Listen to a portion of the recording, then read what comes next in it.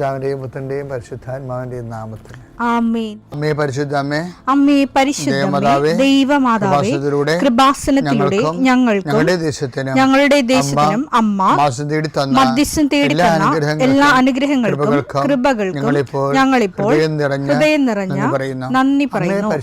അമ്മേ പരിശുദ്ധമേ, ദൈവമാതാവേ, 2004 ഡിസംബർ 7 ഉച്ചകഴിഞ്ഞ് 2:30 കൃപാസനത്തിൽ സംഭവിച്ച അമ്മയുടെ പ്രത്യക്ഷപ്പെടലിനെ കുറിച്ച് തിരുസഭയ്ക്ക് സമർപ്പിച്ചിരിക്കുന്ന പഠനരേഖകളുടെ മേൽ സഭാത്മകമായ പഠനം ആരംഭിക്കുവാൻ ഞങ്ങൾ പ്രാർത്ഥിക്കുന്നു. അമ്മേ പരിശുദ്ധമേ, ഭൂസ്വർലോകങ്ങളുടെ രാജ്ഞിയായ അങ്ങേയ്ക്ക് ഭൗമസംരക്ഷണത്തിനായി പ്രപഞ്ചപ്രകൃതിയെ തന്നെ തിരുസഭ പ്രതിഷ്ഠിക്കുവാൻ ഈ പ്രത്യക്ഷീകരണം വഴി ഇടയാക്കണമേ. പരിശുദ്ധമേ, ജപമാല മാതാവേ, സകല കൃപാസനം പ്രാർത്ഥനയോടും ചേർത്ത് ഞങ്ങളിപ്പോൾ പ്രാർത്ഥിക്കുന്ന ഈ കുടുംബത്തിന്റെ പ്രത്യേക നിയോഗം പറ മക്കളെ.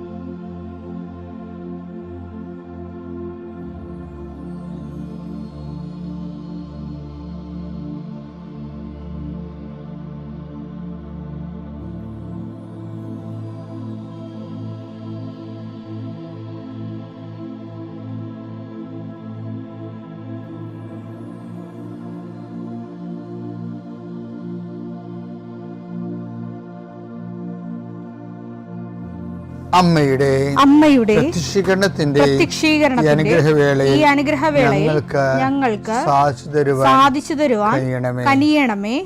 ആമേൻ. വിശ്വാസ പ്രമാണം. സർവശക്തനായ പിതാവും ആകാശത്തിന്റെയും ഭൂമിയുടെയും സൃഷ്ടാവുമായ ദൈവത്തിൽ ഞാൻ വിശ്വസിക്കുന്നു. അവിടുത്തെ ഏകപുത്രനും ഞങ്ങളുടെ കർത്താവുമായ ഈശോമിശിഹായിലും ഞാൻ വിശ്വസിക്കുന്നു. ഈ പുത്രൻ പരിശുദ്ധാത്മാവിനാൽ ഗർഭസ്ഥനായി കന്യകാമറിയത്തിൽ നിന്ന് പിറന്ന് പൊന്തിയോസ് പീലാത്തോസിന്റെ കാലത്ത് പീഡകൾ സഹിച്ച് കുരിശിൽ തറയ്ക്കപ്പെട്ട് മരിച്ച് അടക്കപ്പെട്ട് പാതാളങ്ങളിൽ ഇറങ്ങി മരിച്ചവരുടെ ഇടയിൽ നിന്ന് 3-ാം നാൾ ഉയർത്ത് സ്വർഗത്തിലേക്ക് എഴുന്നള്ളി സർവശക്തിയുള്ള പിതാവായ ദൈവത്തിന്റെ വലതുഭാഗത്തിരിക്കുന്നു. അവിടെ നിന്ന് ജീവിക്കുന്നവരെയും മരിച്ചവരെയും വിധിക്കുവാൻ വരുമെന്നും ഞാൻ വിശ്വസിക്കുന്നു. പരിശുദ്ധാത്മാവിലും ഞാൻ വിശ്വസിക്കുന്നു. വിശുദ്ധ കത്തോലിക്കാ സഭയിലും പുണ്യവാന്മാരുടെ ഐക്യത്തിലും പാപങ്ങളുടെ മോചനത്തിലും ശരീരത്തിന്റെ ഉയർപ്പിലും നിത്യമായ ജീവിതത്തിലും ഞാൻ വിശ്വസിക്കുന്നു. ആമേൻ. സുഖസ്ഥനായ ഞങ്ങളുടെ പിതാവേ, അങ്ങയുടെ നാമം പൂജിതമാകണമേ. അങ്ങയുടെ രാജ്യം വരണമേ. അങ്ങയുടെ തിരുമനസ് സ്വർഗത്തിലെ പോലെ ഭൂമിയിലും ആകണമേ. അന്നു വേണ്ടുന്ന ആഹാരം ഇന്ന് ഞങ്ങൾക്ക് തരണമേ. ഞങ്ങളോട് തെറ്റ് ചെയ്യുന്നവരോട് ഞങ്ങൾ ക്ഷമിക്കുന്നത് പോലെ ഞങ്ങളുടെ തെറ്റുകൾ ഞങ്ങളോടും ക്ഷമിക്കണമേ. ഞങ്ങളെ പ്രലോഭനത്തിൽ ഉൾപ്പെടുത്തരുതേ, തിന്മയിൽ ഞങ്ങൾ രക്ഷിക്കണമേ. ആമേൻ. നന്മ നിറഞ്ഞ മറിയമേ, സ്വസ്തി. കർത്താവ് അങ്ങയുടെ കൂടെ സ്ത്രീകളിൽ അങ്ങ് അനുഗ്രഹിക്കപ്പെട്ടവളാകുന്നു. അങ്ങയുടെ ഉദരത്തിൻ ഫലമായി ഈശോ അനുഗ്രഹിക്കപ്പെട്ടവനാകുന്നു. പരിശുദ്ധ മറിയമേ, തമ്പുരാന്റെ അമ്മേ, പാപികളായ ഞങ്ങൾക്ക് വേണ്ടി ഇപ്പോഴും ഞങ്ങളുടെ മരണസമയത്തും തമ്പുരാനോട് അപേക്ഷിക്കണമേ. ആമേൻ. കർത്താവേ, നിന്റെ ഉന്നതമായ നാമത്തിന് സ്വസ്ഥം ചെയ്യും. കർത്താവേ, നിന്റെ വിശുദ്ധ പൗരോഹിത്യത്തെ മഹത്വപ്പെടുത്തണമേ. കർത്താവെ, സഭയിലുള്ള സാന്നിധ്യം പ്രകടമാക്കണമേ. 40 വർഷം ഞാൻ അർപ്പിച്ച കൃപാന്റെ യുഗതിയാൽ കൃപാസ്ഥാനത്താറെ ജീവനോടെ പ്രത്യക്ഷപ്പെട്ട മാതാവിന്റെ മാധ്യസ്ഥ രോഗികളെ, പീഡിതരെ, മാനസിക സംഘർഷം അനുഭവിക്കുന്നവരെ, ഡിപ്രഷൻ അനുഭവിക്കുന്നവരെ, മരുന്ന് കഴിച്ചിട്ട് ഉറക്കം മൂടുകയും ശരീരം തൂക്കം വെക്കുകയും ചെയ്യുന്നതല്ലാതെ പ്രത്യേകിച്ച് പ്രയോജനമൊന്നും ഇല്ലാതെ ഡിപ്രഷൻ കൊണ്ട് വേദനിച്ച് ജീവിക്കുന്ന ആൾക്കാരെ കർത്താവേ, നീ അവരെ തൊടണമെന്ന് പ്രാർത്ഥിക്കുന്നു. ഓട്ടിസം കുഞ്ഞുങ്ങളെ, ഹൈപ്പർ ആക്ടിവിറ്റി കുഞ്ഞുങ്ങൾ, അവിടെ മാതാപിതാക്കന്മാരെ മനസ്സ് കെട്ടുപോയവരെ, തകർച്ച സങ്കടം കൊണ്ട് അവർക്ക് ജീവിക്കാൻ പറ്റാത്തവർ, ജീവിക്കാൻ വേണ്ടി ജീവിതത്തോട് മൽപ്പിടുത്തം നടത്തുന്നവർ, മരുന്ന് കഴിച്ചിട്ടും രോഗം സുഖമാക്കാതെയും രോഗം പൊറുക്കാതെ ഇരിക്കുന്നവർ, എൻ്റെ കർത്താവിന് ഉന്നതമായ നാമത്തിൽ സഭയുടെ അധികാരത്തിൽ കുരിശിൻ്റെ അടയാളത്തിൽ ദൈവശക്തിയാൽ നിനക്ക് ദൈവസന്ധിപ്പും സൗഖ്യം ലഭിക്കട്ടെ. നിത്യം പിതാവും പുത്രനും പരിശുദ്ധാത്മാവുമായ സർവ്വേശ്വര എന്നേക്കും ആമേൻ. എൻ്റെ പ്രിയപ്പെട്ടവരെ, നമ്മൾ ഉടമ്പടിയിൽ അർത്ഥവത്തായിട്ട് കാര്യക്ഷമമായ ഉടമ്പടി പ്രവർത്തനമാണ് നമ്മൾ നടത്തുന്നതെന്ന്, അഥവാ പ്രേക്ഷിത പ്രവർത്തനമാണ് നമ്മൾ നടത്തുന്നതെന്ന് നമ്മൾ ആദ്യം ഉറപ്പ് വരുത്തേണ്ടതാണ്. ഇപ്പോൾ നിങ്ങളോട് ഞാൻ സംസാരിക്കുന്നല്ലേ, അപ്പോൾ സംസാരിക്കുന്ന മുമ്പ് ഞാൻ കുറേ മനസ്സിൽ പ്രാർത്ഥിക്കുകയും ഇനി കർത്താവ് ആഗ്രഹിക്കുന്ന കാര്യങ്ങൾ എനിക്ക് വെളിപ്പെടുത്തി കിട്ടാൻ വേണ്ടി ഞാൻ മനസ്സുരുക്കുകയൊക്കെ ചെയ്യുന്നുണ്ട്. ഇത് ഇപ്പം തുടങ്ങിയല്ല, പട്ടുമൂലേ കർത്താവിൻ്റെ കാര്യം പറയാൻ തുടങ്ങുന്ന കാലം മുതലേ എനിക്കൊരു ചെറിയ ടെൻഷൻ ഉണ്ടായപ്പോഴും. അത് എത്ര വയസ്സായാലും എനിക്ക് തോന്നുന്നത് ടെൻഷൻ കുറയരുതെന്നുള്ളതാണ് എൻ്റെ അനുഭവത്തിൽ നിന്ന് ഞാൻ പഠിച്ചത്. കാര്യം ഞാൻ ഇടവകയിലൊക്കെ നടത്തിയിട്ടുള്ളത് ഇരിക്കുമ്പോഴേ നമുക്ക് വൈകുന്നേരമല്ല ഓരോ സ്ഥലത്ത് കൺവെൻഷനിൽ വിളിക്കണം നമ്മളാ. അപ്പോൾ ഞാൻ ഡെയിലി പോയി വരികയായിരിക്കും ചെയ്യണത്. പക്ഷേ ഇടവകയിൽ വരുമ്പോൾ ചില സമയത്ത് വല്ല സിക്കായിരിക്കും, ചിലപ്പോൾ ചില സമയത്ത് നമ്മുടെ വീട്ടിൽ അവിടെ ഇടവക മരിപ്പുണ്ടാവും. മരണമൊക്കെ ഉണ്ടായാൽ നമുക്ക് ഇട്ടച്ചും പോകാൻ പറ്റത്തില്ല. അതെല്ലാം കഴിഞ്ഞ് പരവെടുത്ത് അതിൻ്റെ കുർബാന ചൊല്ലി ആൾക്കാരെല്ലാം പിരിച്ചതിന് ശേഷമേ നമുക്ക് പോകാൻ പറ്റത്തുള്ളൂ. അപ്പോൾ നമുക്ക് ചിലപ്പോൾ 10-120 കിലോമീറ്റർ സഞ്ചരിക്കണമെങ്കിൽ ചിലപ്പോൾ അരമണിക്കൂർ ഉണ്ടാകത്തുള്ളൂ. അപ്പം അങ്ങനെ വരുമ്പോൾ അങ്ങനെ സഞ്ചരിച്ചാൽ പോലും സമയത്ത് എത്താൻ പറ്റത്തില്ല. അങ്ങനെ വരുമ്പോൾ നമ്മൾ എന്ത് ചെയ്യും? നമ്മളൊരു ടെൻഷൻ അടിക്കും അല്ലേ, തീർച്ചയായിട്ടും. പക്ഷേ ടെൻഷൻ അടിക്കുമ്പോൾ നമ്മളതിനെ പ്രെയറായിട്ട് കൺവേർട്ട് ചെയ്യും. ഞാൻ കാറിലിരുന്നുകൊണ്ട് ആരോടും സംസാരിക്കത്തില്ല. അത് ഇപ്പോഴും അങ്ങനെയാണ്. എനിക്ക് എന്തെങ്കിലും ഹെവി ലോഡ് പിടിക്കാൻ തുടങ്ങിയാൽ ഞാൻ സൈലൻ്റ് ആയിരിക്കും. അതിൻ്റെ കാര്യം എന്ന് വെച്ച് കഴിഞ്ഞാൽ ഈ ആകാശത്തിൽ ഇന്ധനം നിറക്കുന്ന വിമാനങ്ങളില്ലേ, അവർ സൈലൻ്റ് ആയിരിക്കും, ശബ്ദമായിട്ട് നിന്നിരിക്കും. അതായത് നമ്മൾ പ്രെയർ ചെയ്ത് നമ്മളുടെ ഒരു ടെൻഷനുണ്ട്, പിന്നെ നമ്മൾക്ക് ചെയ്യാനുള്ള ആശങ്ക ഉണ്ട്, ആങ്സൈറ്റി ഇതൊക്കെ ഉണ്ടാകും. ഇതൊക്കെ ഏറ്റവും കൂടുതൽ വേണ്ട കാര്യങ്ങളാണ് ഇതെല്ലാം. ഈ ഉത്കണ്ഠ, അതുപോലെ തന്നെ ടെൻഷൻ, ഇതിൻ്റെ വരുന്നൊരു വിഷയം ഇത് ആണ് ദൈവത്തെ ആശ്രയിക്കാനും കണ്ടെത്താനും നമ്മളെ ഒരു പരിധി വരെ സഹായിക്കും. എന്നെ സഹായിച്ചിട്ടുള്ളത് കാരണം ഞാൻ ഈ സമയത്തൊക്കെ ബാക്കി എല്ലാ കണക്ഷൻസും കട്ട് ചെയ്യും, മൊബൈൽ ഓഫ് ചെയ്യും, മറ്റുള്ളവരോട് കൂടെയുള്ളവരോട് സംസാരിക്കുന്നതെന്ന് പറയും, അല്ലെങ്കിൽ അവിടെ സംസാരത്തിൽ പങ്കെടുക്കത്തില്ല. ഭയങ്കര കോൺവെർസേഷൻ ഡിസിപ്ലിൻ ഉണ്ടാക്കും.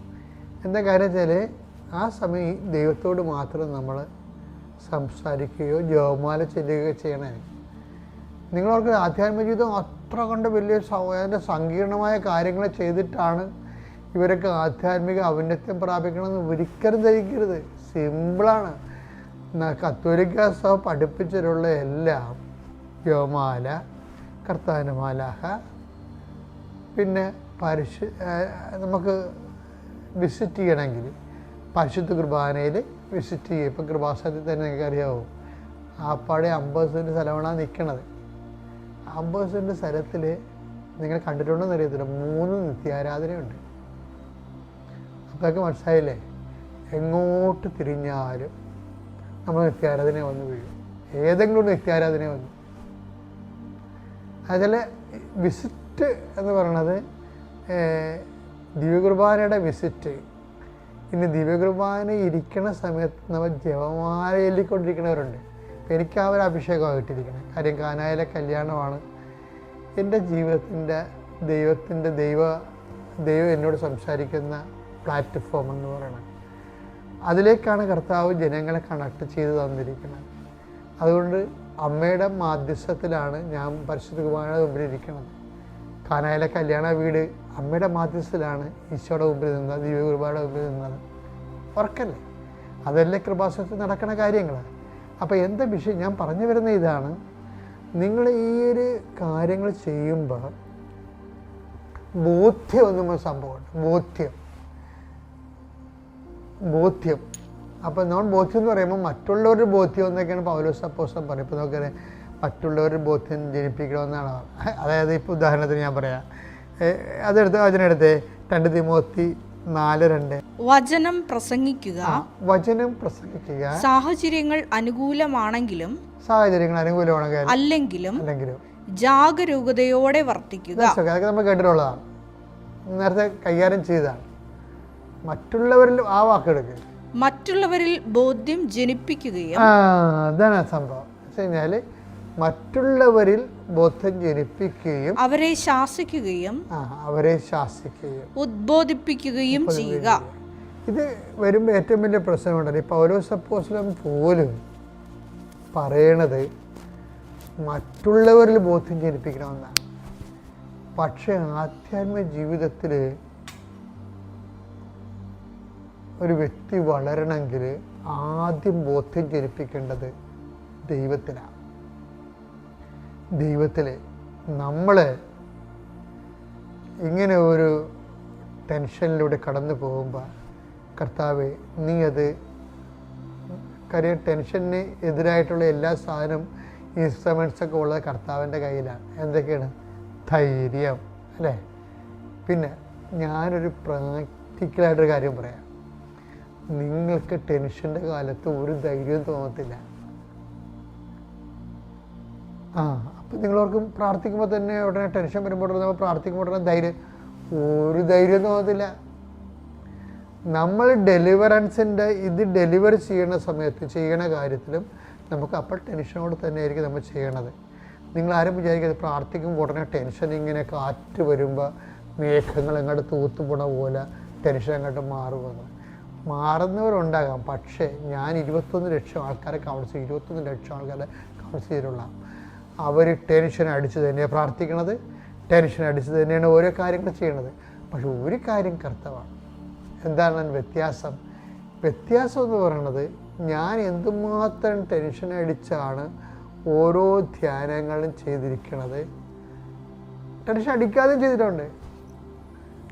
പക്ഷേ നമ്മൾ ടെൻഷൻ അടിച്ച് ദൈവത്തിൽ ആശ്രയിച്ച് ദൈവത്തിൽ അവലംബിച്ച് ചെയ്യുന്ന കാര്യങ്ങളെല്ലാം അതിൻ്റെ ഫ്രൂട്ട്സാണ് പ്രധാനം. എന്താ കാര്യം? നമ്മൾ വിചാരിക്കാത്ത റിസൾട്ട് ഉണ്ടാക്കും. എന്താ കാര്യം? അത് ചെയ്യണത് കർത്താവാണ്. എൻ്റെ മക്കളെ, കർത്താവിന് ചെയ്യാൻ പറ്റിയ ഒരു പ്രൊവിഷൻ ജീവിതത്തിലുണ്ട്. നമുക്ക് നാളെ അത് കാണാം. കർത്താവ് നമ്മുടെ ജീവിതത്തിൽ ചെയ്ത്. ഇപ്പം ഞാൻ പറഞ്ഞില്ലേ, ഇപ്പോൾ ടെൻഷൻ അടിക്കുമ്പോൾ എൻ്റെ മക്കൾ എന്ത് ചെയ്യണം? എല്ലാ കണക്ഷനും ഊരിയിടണം. ഇടിവിട്ട് വരണ സമയത്ത് അങ്ങനെയല്ല നമ്മൾ ചെയ്യണത്. ഇടിവിട്ട് വരുമ്പോൾ എന്ത് ചെയ്യും? എല്ലാ മെയിൻ സ്വിച്ച് ചിലപ്പോൾ ഓഫ് ആക്കണവരുണ്ട്, ചിലപ്പോൾ ഫീസ് ഊരിക്കളയണവരുണ്ട്. ഇത് തന്നെയാണ് നമുക്ക് ടെൻഷൻ ഉണ്ടാകുമ്പോഴും നമ്മൾ മറ്റുള്ള ആൾക്കാരുമായിട്ടുള്ള മൊബൈൽ ഓഫ് ചെയ്യും, മറ്റുള്ള ആൾക്കാരുള്ള കണക്ഷൻസ് മാറുക.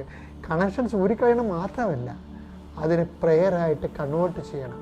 എന്നാൽ ബാക്കി ഈ നമ്മൾ ടെൻഷൻ അടിക്കുന്ന വിഷയം ചെയ്യണത് നമ്മളായിരിക്കത്തില്ല, അത് നിൻ്റെ കർത്താവായിരിക്കും. പ്രത്യക്ഷീകരണത്തിൻ്റെ സ്ഥിരം സാക്ഷിയാക്കി ഉയർത്തിയതിന് ഈശോയ്ക്കും പരിശുദ്ധ അമ്മയ്ക്കും സർവശക്തനായ പിതാവിനും 1000 നന്ദി. എൻ്റെ പേര് മീനു. ഞാൻ വരണത് തേവർകാട് സേക്രഡ് ഹാർട്ട് ചർച്ചിൽ നിന്നാണ്, എറണാകുളം. ഞാൻ ആദ്യമായിട്ട് ഉടമ്പടി എടുക്കുന്നത് 7th November 2024 എടുക്കുന്നത്. 2023 എടുക്കുന്നത്. മമ്മി എടുത്തിരുന്നു വെച്ചത് 5th Jan 2024. ഞങ്ങൾ രണ്ടുപേരും ഉടമ്പടിയിലാണ്. ഞാൻ ലാസ്റ്റ് ഇയർ ജനുവരിയിൽ വന്നിട്ട് ഇവിടെ സാക്ഷ്യം പറഞ്ഞതായിരുന്നു. ഞാൻ UK ഉണ്ടായിരുന്നത്.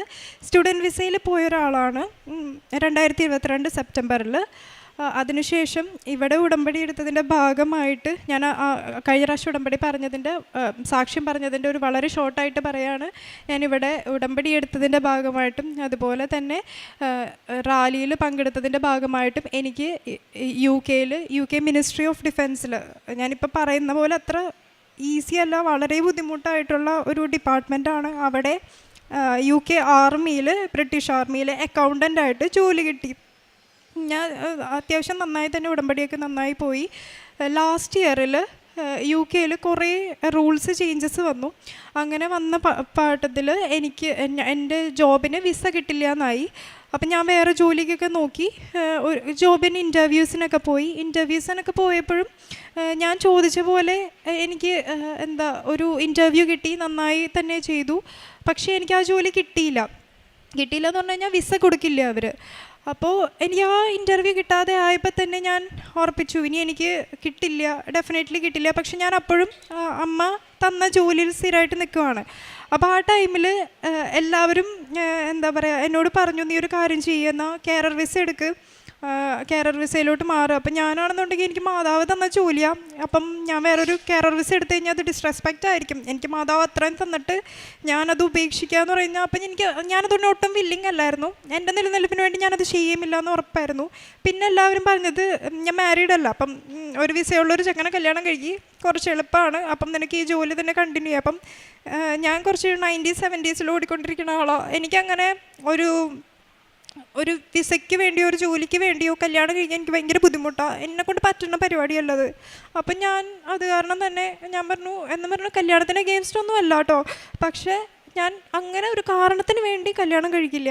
അങ്ങനെ ഞാൻ അത് പറഞ്ഞിട്ട് നോക്കാതിരുന്നൊന്നുമില്ല ഞാൻ. എന്നിട്ട് അതൊന്നും നടന്നില്ല. ഞാൻ ഈ വർഷം ജനുവരി 2026 1-ാം തീയതി UK ലീവ് ചെയ്യാണ്. ഇവിടെ വന്നു 2-ാം തീയതി വന്നു, ഉടമ്പടി ഞാൻ പുതുക്കി, പ്രാർത്ഥിച്ചു. പിന്നെ പൊതുവേ എല്ലാവരും ഇങ്ങനെ വരുമ്പോൾ ചോദിക്കും, ഇനി എന്താ പരിപാടി, ജോബ് ആവുന്നില്ലേ, അങ്ങനെയൊക്കെ ചോദിക്കും. സങ്കടം ഉണ്ടായിരുന്നു. അത് കഴിഞ്ഞിട്ട് ഞാനിവിടെ വന്നു പ്രാർത്ഥിച്ചു. അത് കഴിഞ്ഞിട്ട് അച്ഛനെ കാണാനായിട്ട് എനിക്കൊരു അവസരം കിട്ടി. എൻ്റെ തലക്ക് പിടിച്ചിട്ട് കുരിശ് വെച്ചിട്ട് എന്നെ പ്രാർത്ഥിച്ചിട്ട് എന്നോട് ചോദിച്ചു, എന്താ നീ പഠിച്ചതെന്ന് ചോദിച്ചു. അപ്പോൾ ഞാൻ പറഞ്ഞു, അക്കൗണ്ടിങ്ങാണ് പഠിച്ചതെന്ന് പറഞ്ഞു. എന്നിട്ട് അച്ഛൻ മാതാവിനോട് എന്തോ പറഞ്ഞു. എന്നിട്ട് അച്ഛൻ എന്നോട് പറഞ്ഞു, മാതാവ് നിൻ്റെ കൂടെ ഉണ്ട് എന്ന് പറഞ്ഞു. എനിക്ക് ആ സമയത്ത് സന്തോഷം കൊണ്ടിട്ട് എൻ്റെ കണ്ണ് ഭയങ്കരമായിട്ട് നിറഞ്ഞു. എന്നിട്ട് അച്ഛൻ എൻ്റെ അടുത്ത് പറഞ്ഞു, എത്ര വയസ്സായി എന്ന് ചോദിച്ചപ്പോൾ ഞാൻ പറഞ്ഞു 27 വയസ്സായി എന്ന് പറഞ്ഞു. അപ്പോൾ അച്ഛൻ എന്നോട് പറഞ്ഞു, ഒന്നുകൊണ്ടും പേടിക്കണ്ട, നിൻ്റെ എല്ലാ കാര്യവും നടക്കും, ഉടമ്പടി ഇതുപോലെ തന്നെ കണ്ടിന്യൂസ് ആയിട്ട് ചെയ്താൽ മതി എന്ന് പറഞ്ഞു. ഞാൻ പോയി. അത് കഴിഞ്ഞിട്ട് പല ഇൻ്റർവ്യൂസും അറ്റൻഡ് ചെയ്തു. എന്തെങ്കിലുമൊക്കെ ഒരു കാരണം തടസ്സം വരും, സാലറിയുടെയോ അല്ലെങ്കിൽ ജോലി ടൈമിങ്ങോ അങ്ങനെ എന്തെങ്കിലുമൊക്കെ ആയിട്ട് പ്രശ്നം വരും, വേണ്ടാന്ന് വയ്ക്കുക. അപ്പം എനിക്ക് ഭയങ്കര ആഗ്രഹമായിരുന്നു, ഞാൻ UK ഗവൺമെൻറ്റിൽ വർക്ക് ചെയ്തുകൊണ്ട് അതൊരു ഫൗണ്ടേഷൻ മാത്രമായിരിക്കണം. എനിക്ക് UK ഗവൺമെൻറ്റിൽ അഗെയിൻ വർക്ക് ചെയ്യണം. പക്ഷേ അത് കാരണമാണ് എനിക്ക് വെച്ചാൽ ഇതിന് വേണ്ടിയിട്ട്, ഈ ഒരു പുതിയ ജോലി കിട്ടാൻ വേണ്ടിയിട്ട് അതെനിക്കൊരു ഫൗണ്ടേഷനാണെന്ന് വരണം എന്ന് എനിക്ക് ഭയങ്കര ആഗ്രഹമായിരുന്നു. ബിക്കോസ് എനിക്ക് ആ ജോലി തന്നത് മാതാവാണല്ലോ. അപ്പോൾ അതിൻ്റെ ഒരു കണ്ടിന്യൂഷൻ ആണെന്ന് എനിക്ക് ഭയങ്കര ആഗ്രഹമായിരുന്നു. എന്നിട്ട് ഞാൻ ജോലിക്ക് കുറേ UK ഗവൺമെൻറ്റിൻ്റെ ജോബിനൊക്കെ അപ്ലൈ ചെയ്തു. ഒക്കെ റിജക്ഷനാണ് വരണത്. അങ്ങനെ ഒരു ജോലിക്ക് എനിക്ക് ഇൻ്റർവ്യൂ കോള് വന്നെന്ന് പറഞ്ഞു കഴിഞ്ഞാൽ അത് ഡൽഹിയിലാണ്. എല്ലാവർക്കും അറിയാം, ബ്രിട്ടീഷ് കൗൺസിൽ IELTS അതുപോലെ UK വിസ അടിക്കുന്ന UK എംബസി എക്കത്തിൻ്റെയും ഹെഡ് ഓഫീസായിട്ടുള്ള ബ്രിട്ടീഷ് ഹൈ കമ്മീഷനിൽ നിന്ന് ഫൈനാൻസ് ഓഫീസർ പൊസിഷനിലേക്ക് എനിക്ക് ഇൻ്റർവ്യൂ കോള് വന്നു. അപ്പം ഞാൻ ഇൻ്റർവ്യൂ പോകുന്നതിന് മുന്നത്തെ ദിവസം എനിക്ക് കിട്ടിയിരുന്ന വെച്ചാൽ ഒരു വചനം എന്ന് പറയുന്നത് Matthew 5:13 ആണ്. അപ്പം ഞാൻ നോർമലി ബൈബിള് വായിക്കും, പക്ഷേ വചനം ഇങ്ങനെ ഓർത്ത് വെച്ചിരുന്ന് എനിക്ക് അങ്ങനെ ഓർമ്മ നിൽക്കൂല. അപ്പോൾ അതിനകത്ത് പറഞ്ഞിരുന്നത് വെച്ചാൽ എന്താണെന്ന് വെച്ച് കഴിഞ്ഞിട്ടുണ്ടെങ്കിൽ, സോൾട്ടീനസ് ഇല്ല എന്നുണ്ടെങ്കിൽ പിന്നെ അതുകൊണ്ട് യാതൊരു യൂസ് ഇല്ല എന്നുള്ളതാണ്. അപ്പം സോൾട്ടീനസ് വേണമെന്നുണ്ടെങ്കിൽ വിശ്വാസത്തോടെ ചെല്ലണം. ഞാൻ ഈ UK ഇൻ്റർവ്യൂവിലൊക്കെ പോകുമ്പോഴൊക്കെ ആണെന്നുണ്ടെങ്കിലും സോൾട്ട് ഇടും. പിന്നെ എനിക്ക് പണ്ടേ തൊട്ട് കൊച്ചിലെ തൊട്ടിട്ട് എനിക്ക് എക്സാം ഫിയർ ഭയങ്കര പേടിയുള്ള കൂട്ടത്തിലാണ്. ഞാൻ ബോധം കെട്ട് വീഴും. മമ്മി എനിക്ക് വേണ്ടി ഞാൻ എക്സാം എഴുതുന്ന സമയത്ത് പ്രാർത്ഥിക്കും, എന്നാലും എനിക്ക് ഇച്ചിരി ബോധമൊക്കെ ഉണ്ടാവുള്ളൂ. അത്ര എനിക്ക് എക്സാം ഫിയർ ഉള്ള കൂട്ടത്തിലാണ്. അപ്പം ഞാൻ ഈ ഇൻ്റർവ്യൂവിനൊക്കെ പോകുമ്പോഴാണെന്നുണ്ടെങ്കിലും ഇൻ്റർവ്യൂവിന് എങ്ങനെയെങ്കിലും എന്തെങ്കിലും പറയണമല്ലോ എന്ന് വിചാരിച്ചിട്ട് ഞാൻ വിശ്വാസ പ്രമാണം ഒരു വിശ്വാസം ഇല്ലാണ്ടൊക്കെ ആണെങ്കിലും വിശ്വാസ പ്രമാണം അങ്ങോട്ട് ചൊല്ലും. ഉപ്പിട്ടിട്ട് വിശ്വാസ പ്രമാണം ചൊല്ലണമെന്നാണല്ലോ. അങ്ങനെ അത് കാരണം ഞാൻ വെറുതെ അങ്ങ് ചൊല്ലും. അപ്പോൾ ഇവിടെ വെച്ചിട്ട് എന്നോട് നേരത്തെ ഈ ഇൻ്റർവ്യൂവിന് പോകുന്നതിന് മുന്നേ കർത്താവ് എനിക്ക് ഒരു എന്താ പറയുക, ഒരു ഇത് നേരത്തെ തരുക, ഇല്ല നീ വിശ്വാസ പ്രമാണം പ്രോപ്പറായിട്ട് ചെല്ലണം, നിൻ്റെ കൂടെ ഞാൻ ഉണ്ടാകും എന്ന് എന്നോട് നേരത്തെ പറയുമായിരുന്നു. ഈ ഓൾ ടൈമിലും എനിക്ക് എപ്പോഴും കിട്ടിക്കൊണ്ടിരുന്ന വെച്ചാൽ വചനങ്ങൾ എപ്പോഴും ജോബിൻ്റെയാണ്. അപ്പം ഞാൻ മമ്മീനോട് എപ്പോഴും പറയും, മമ്മി എനിക്ക് എപ്പോഴും ജോബിൻ്റെ കിട്ടണേ, ദൈവം എൻ്റെ കൂടെ എന്തായാലും ഉണ്ടാകും, ലൈക്ക് ഡെഫിനറ്റ്ലി ഉണ്ടാകും. പക്ഷേ എനിക്ക് കുറേ സ്ട്രഗിൾസ് ഉണ്ടാകും, കുറേ വിഷമങ്ങൾ ഉണ്ടാകും എന്നെനിക്കറിയാം. കാരണം ജോബിൻ്റെ പുസ്തകത്തിൽ അങ്ങനെയാണ്, ജോബിൻ്റെ കൂടെ എപ്പോഴും കർത്താവ് ഉണ്ടാകും, പക്ഷെ കുറേ സ്ട്രഗിൾസ് ഉണ്ടാകും. അങ്ങനെ ഞാൻ ഇൻ്റർവ്യൂവിന് വേണ്ടിയിട്ട് ഡൽഹിയിലേക്ക് പോയി. ഡൽഹിയിൽ ഞാൻ ലാൻഡ് ചെയ്തു. അത് കഴിഞ്ഞിട്ട് ഞാൻ ഊബർ എടുത്ത് ഹൈ കമ്മീഷനിൽ പോയി. ഹൈ കമ്മീഷനിൽ ചെന്ന് കഴിഞ്ഞപ്പോഴേക്കും ഞാൻ അടിച്ചു കൊടുത്തത് ഗേറ്റ് ഡിഫറെൻ്റ് ആണ്. ഈസ്റ്റ് ഗേറ്റിന് പകരം വെസ്റ്റ് ഗേറ്റിൽ പോയിട്ട് എന്നെ ഡ്രോപ്പ് ചെയ്തു അവർ. അപ്പം ആ സമയത്ത് എന്ന് വെച്ച് കഴിഞ്ഞാൽ ഫുള്ളൊരു സെമി സർക്കിൾ നമ്മൾ കറങ്ങി അപ്പുറത്ത് ചെന്നാലേ അതിൻ്റെ മെയിൻ ഗേറ്റ് ഉള്ളൂ. അപ്പം എൻ്റെ മനസ്സിൽ ആകെ വന്നത് വേറെ, ഇത്ര നടക്കണോ അങ്ങനെയൊന്നും അല്ല. ഞാനപ്പോൾ ആദ്യം വിചാരിച്ചത് ജെറിക്കോ പട്ടണമാണ്. ഇസ്രായേൽ ജനത്തിന് വേണ്ടിയിട്ട് ദൈവം അവർക്ക് ജയിക്കാൻ വേണ്ടിയിട്ട് അവർക്ക് ആ ജെറിക്കോ പട്ടണത്തിന് ചുറ്റിനും നടന്ന് അവർ പ്രാർത്ഥിച്ചു. അതാണ് എൻ്റെ മനസ്സിൽ ആ സമയത്ത് ഓടി വന്നത്. ഞാൻ അവിടെ തൊട്ടിട്ട് ഉപ്പിട്ട് വിശ്വാസ പ്രമാണം നല്ല വിശ്വാസത്തോടെ ആ മെയിൻ ഗേറ്റ് വരെ നിന്ന് നടന്ന് പ്രാർത്ഥിച്ചു ചെല്ലി മെയിൻ ഗേറ്റിൽ എത്തിക്കഴിഞ്ഞപ്പോൾ അവരെൻ്റെ അടുത്ത് പറഞ്ഞു, ഭയങ്കര ഏർലിയാണ് വന്നത്, ഭയങ്കര നേരത്തെ വന്നു, 1 മണിക്കൂർ വെയിറ്റ് ചെയ്യണമെന്ന് പറഞ്ഞു. അങ്ങനെ ഞാൻ 1 മണിക്കൂർ അവിടെ വെയിറ്റ് ചെയ്യാൻ വേണ്ടി ഇരുന്ന വെച്ച സമയത്ത് ഞാൻ അന്ന് ഇൻ്റർവ്യൂവിന് എന്നെ ഇൻ്റർവ്യൂ ചെയ്യാൻ പോകുന്നവരെല്ലാവരെയും സമർപ്പിച്ചിട്ട് കൊന്ത ചൊല്ലി, അതുപോലെ വിശ്വാസ പ്രമാണം ചൊല്ലി, അതുപോലെ പ്രാർത്ഥനകൾ അവിടെ നിന്ന് ചൊല്ലിക്കൊണ്ടിരിക്കുകയായിരുന്നു. അത് കഴിഞ്ഞ് അകത്ത് കയറി ഇൻ്റർവ്യൂവിന് വേണ്ടിയിട്ട് ഇൻ്റർവ്യൂ വെയിറ്റിംഗ് റൂമിൽ ചെന്ന് കഴിഞ്ഞപ്പോഴേക്കും അവിടെ ഞാൻ ഉപ്പിട്ട് വിശ്വാസ പ്രമാണം വിശ്വാസത്തോടെ ചൊല്ലി വെയിറ്റ് ചെയ്തിരുന്നു. അത് ഞാൻ ഇൻ്റർവ്യൂവിന് വിളിച്ചു. ഇൻ്റർവ്യൂ റൂമിൽ ചെന്ന് കഴിഞ്ഞപ്പോഴേക്കും ഒരു സാറും ഒരു ലാപ്ടോപ്പും മാത്രമേ ഉള്ളൂ. അപ്പോൾ എനിക്കറിയില്ല എന്താ ഇതൊരു ജസ്റ്റ് ഒരാൾ മാത്രമാണ് ഇൻ്റർവ്യൂ, കാരണം ഇത്രയും ഒരു ടോപ്പ് പൊസിഷന് വേണ്ടിയിട്ട് ഇങ്ങനെ ലൈക്ക് ഒരാൾ മാത്രമാണെന്നൊക്കെ ഞാനിങ്ങനെ വിചാരിച്ചു. അത് കഴിഞ്ഞിട്ട് എന്നോട് ലൈക്ക് എനിക്ക് ലാപ്ടോപ്പ് എന്നിട്ട് പറഞ്ഞു എക്സാം ഉണ്ട് എന്ന് പറഞ്ഞപ്പോൾ ഞാൻ ഇൻ്റർവ്യൂ പ്രിപ്പയർ ചെയ്ത് പോയി ഞാൻ എക്സാം എഴുതാൻ പോകണം. അതെനിക്കൊരു വലിയൊരു എന്താ പറയുക, ഭയങ്കര ഒരു ഷോക്കായിരുന്നു. ബിക്കോസ് ഒരു എക്സാമും ഇൻ്റർവ്യൂവും വ്യത്യാസമുണ്ട്. കാരണം ഇൻ്റർവ്യൂവിൽ നമുക്ക് എന്തെങ്കിലുമൊക്കെ പറഞ്ഞൊപ്പിക്കാം, പക്ഷേ എക്സാമിൽ റൈറ്റ് ചെയ്യുന്നത് എന്താണോ അതിനായിരിക്കും അവർ പ്രോപ്പറായിട്ട് സ്കോർ ചെയ്യുക. ഞാൻ ടെൻഷനായി. പക്ഷേ എന്നാലും എൻ്റെ കൂടെ മാതാവുണ്ടല്ലോ, എൻ്റെ കൂടെ എന്താ കാശുരൂപമുണ്ട്. ഞാൻ കാശുരൂപം മുറുക്കി പിടിച്ചു. അവിടെയും എൻ്റെ പോക്കറ്റിൽ നിന്ന് എടുത്തിട്ട് ഒരു നുള്ള് ഉപ്പിട്ടു, പ്രാർത്ഥിച്ചു. ക്വസ്റ്റ്യൻ കണ്ടപ്പോൾ ഞാൻ ശരിക്കും ഞെട്ടി. ബിക്കോസ് അതിന് മുന്നത്തെ ദിവസം മമ്മിയും എൻ്റെ സിസ്റ്ററും എന്നോട് 1000 വട്ടം പറഞ്ഞു, ഒരു കാര്യം ചെയ്യും, നീ UK എംബസി ആണെങ്കിൽ പോലും ഇന്ത്യയിലാണുള്ളത്, ഇന്ത്യൻ കാര്യങ്ങൾ പഠിക്കുകയെന്ന് പറഞ്ഞു. അപ്പം ഞാനപ്പോൾ മമ്മിനോട് പറഞ്ഞു, മമ്മി ഇൻ്റർവ്യൂ എനിക്കറിയാം, ബിക്കോസ് ഞാൻ UK ഗവൺമെൻറ്റിൽ വർക്ക് ചെയ്തിരുന്നതുകൊണ്ട് തന്നെ അവിടുത്തെ ഒരു പാറ്റേണൊക്കെ എനിക്കറിയാം. എന്നിരുന്നാൽ പോലും ഞാൻ ChatGPTയും ജെമിനിയൊക്കെ വെച്ചിട്ടാണ് പഠിച്ചുകൊണ്ടിരുന്നത്. അപ്പം ഇതിനകത്ത് റാൻഡമായിട്ട് വന്ന കുറേ ടോപ്പിക്സാണ് എനിക്ക് ആ ക്വസ്റ്റ്യൻ വന്നിരുന്നത് വെച്ചാൽ ഞാൻ വാറ്റാണ് പഠിച്ചിട്ട് പോയത്. പക്ഷേ ക്വസ്റ്റ്യൻ വന്നത് വളരെ ബേസിക് ആയിട്ടുള്ള GST, GSTIN, പിന്നെ അതുപോലെ GST റിലേറ്റഡ് ക്വസ്റ്റ്യൻസ്. ഞാൻ 3-4 വർഷമായിട്ട് ഇന്ത്യയിലല്ല വർക്ക് ചെയ്യുന്നതുകൊണ്ടും വാറ്റാണ് ഞാൻ പ്രിപ്പയർ ചെയ്ത് പോയേക്കുന്നതുകൊണ്ടും എനിക്ക് ബേസിക് ആയിട്ടുള്ള കാര്യങ്ങളല്ലാതെ ഈ GST എക്സ്പ്ലെയിൻ ചെയ്യാനോ GSTIN എക്സ്പ്ലെയിൻ ചെയ്യാനൊന്നും എനിക്കറിയില്ല. ഞാൻ എന്തൊക്കെയോ എഴുതി വെച്ചു. ഒരു കാൽക്കുലേഷൻ ഉണ്ടായിരുന്നു, ആ കാൽക്കുലേഷനും ചെയ്തു വെച്ചു. അത് കഴിഞ്ഞിട്ട് ഞാൻ ഇറങ്ങി പോരുന്നതിന് മുന്നേ 1 മിനിറ്റ് സമയം കൂടി എനിക്ക് കിട്ടി. അവിടെ എക്സാം കഴിഞ്ഞപ്പോൾ എന്നെ ഒരാളെ സ്കൗട്ട് ചെയ്യണം പുറത്തേക്ക്. അപ്പം ആ സമയത്ത് ഞാൻ ഉടമ്പടി തൈലും എടുത്തിട്ട് കുരിശ് വരച്ചു, ടേബിളിൻ്റെ അടിയിൽ കുരിശ് വരച്ചു. ഞാൻ ഇൻ്റർവ്യൂവിന് കയറിയപ്പോഴും ഉപ്പ് ഇട്ടിട്ട് പ്രാർത്ഥിക്കുകയും ഉടമ്പടി തൈലം എൻ്റെ നെറ്റിയിൽ കുരിശ് വരയ്ക്കുകയും അതുപോലെ തേൻ കുടിക്കുകയൊക്കെ ചെയ്തിട്ടുണ്ടായിരുന്നു. ഇത് കഴിഞ്ഞു ഞാൻ ഇവിടെ നിന്ന് ഇറങ്ങി കഴിഞ്ഞപ്പോൾ ഞാൻ മമ്മിനോട് മമ്മി ഫോൺ വിളിച്ചു മമ്മിനോട് പറഞ്ഞു, മമ്മി എനിക്ക് തോന്നണില്ല, ബിക്കോസ് ഇതിൻ്റെ പൊസിഷൻ എന്ന് പറയുന്നത് ഇതിൻ്റെ റിക്വയർമെൻറ്റ് അനുസരിച്ചിട്ട് ഇൻ്റർനാഷണൽ ഓർഗനൈസേഷനായി, ഇപ്പോൾ എൻ്റെ പോലെ മിനിസ്ട്രി ഓഫ് ഡിഫൻസിലോ അങ്ങനെ എന്തെങ്കിലും ഇൻ്റർനാഷണൽ ഓർഗനൈസേഷനിൽ വർക്ക് ചെയ്തിട്ടുള്ളവരോ അല്ലെങ്കിൽ UN പോലത്തെ യുണൈറ്റഡ് നേഷൻസ് പോലുള്ള വലിയ ഓർഗനൈസേഷനിൽ വർക്ക് ചെയ്തിരിക്കുന്നവർക്ക് മാത്രമുള്ള ഇൻ്റർവ്യൂ ആണ്. ആകെ 4 പേരുമുള്ള ആ ഇൻ്റർവ്യൂവിന് വേണ്ടിയിട്ട് 2000-3000 ആപ്ലിക്കേഷനിൽ നിന്ന്. അപ്പം ബാക്കി ഇൻ്റർവ്യൂവിന് വരുന്നവരാരും എൻ്റെ പോലെ ആയിരിക്കില്ല, ലൈക്ക് അവരൊക്കെ നന്നായി പ്രിപ്പയർ ചെയ്തിട്ടുണ്ടാവും. ഞാൻ അത് പറഞ്ഞിട്ട് തിരിച്ച് നാട്ടിൽ എറണാകുളത്ത് വന്നു, വീട്ടിൽ വന്നു. 2 ദിവസം കഴിഞ്ഞപ്പോൾ എനിക്ക് രാത്രി ഒരു 10 മണിക്ക് എനിക്കൊരു മെയിൽ വരികയാണ്, ഇൻ്റർവ്യൂ സക്സസ് ആയത്. എനിക്ക് റിട്ടേൺ എക്സാം സക്സസ് ആയിരുന്നു. എനിക്ക് അറിയില്ല ലൈക്ക് കാരണം ഇത്രയും ടോപ്പിലുള്ള ആൾക്കാരാണ് ചെയ്തത്. എന്നിട്ട് മാതാവ് എന്നെ അവിടെ നിന്ന് എക്സാം പാസ്സാക്കി. എനിക്കത് വലിയൊരു ഹാപ്പിനെസ് ആയിരുന്നു. അത് കഴിഞ്ഞ് കഴിഞ്ഞിട്ട് എൻ്റെ ഇൻ്റർവ്യൂ 2 ദിവസത്തിനുള്ളിലാണ് പറഞ്ഞത്. അപ്പോൾ എനിക്ക് പോകാൻ പറ്റില്ല, ബിക്കോസ് ഫ്ലൈറ്റിൻ്റെ റേറ്റ് ഭയങ്കര കൂടുതലാണ്. അപ്പോൾ ഞാൻ അവരോട് ഓൺലൈൻ ഇൻ്റർവ്യൂ ചോദിച്ചു. അവരൊന്നും പറ്റില്ല, ഒരു കാര്യം ചെയ്യും, നെക്സ്റ്റ് വീക്കിലേക്ക് നമുക്ക് ഇൻ്റർവ്യൂ ഷെഡ്യൂൾ ചെയ്യാമെന്ന് പറഞ്ഞു. എന്നിട്ട് നെക്സ്റ്റ് വീക്കിലേക്ക് ഇൻ്റർവ്യൂ ഷെഡ്യൂൾ ചെയ്തു. അതിന് മുന്നത്തെ ദിവസം എനിക്കും ഞാനിതുപോലെ പ്രാർത്ഥിക്കും. ഞാൻ എല്ലാ ദിവസവും കൊന്ത കഴിഞ്ഞിട്ട് ഞാൻ 1/2 മണിക്കൂർ ഇങ്ങനെ പ്രാർത്ഥിച്ചപ്പോൾ എനിക്ക് കിട്ടിയതും മമ്മിക്ക് കിട്ടിയതും സെയിം കാര്യം. അത് ഞങ്ങൾ രണ്ടുപേരും അപ്പം പറഞ്ഞില്ല, അത് കഴിഞ്ഞിട്ട് ഞങ്ങൾ രണ്ടുപേരും പറയണേ. കിട്ടിയത് റെസറക്ഷൻ ഓഫ് ജീസസ് ആണ്, ഈശോ ഉയർത്തെഴുന്നേൽക്കുന്നതാണ് കിട്ടിയത്. അപ്പം എനിക്ക് ഉറപ്പാണ് ഈശോ 3-ാം ദിവസം ഉയർത്തെഴുന്നേറ്റ പോലെ എന്നെയും ഈശോ ഉയർത്തെഴുന്നേൽപ്പിക്കും എന്നുള്ള കാര്യത്തിൽ ഉറപ്പാണ്. എനിക്ക് കിട്ടിയത് മാത്യു ആണെങ്കിൽ മമ്മിക്ക് കിട്ടിയത് ലൂക്ക്. അങ്ങനെ 2 പേർക്കും 2 ഗോസ്പൽസിൽ നിന്നാണ് കിട്ടിയത്. പക്ഷേ 2 പേർക്കും കിട്ടിയത് ഉയർപ്പെഴുന്നേൽപ്പ്.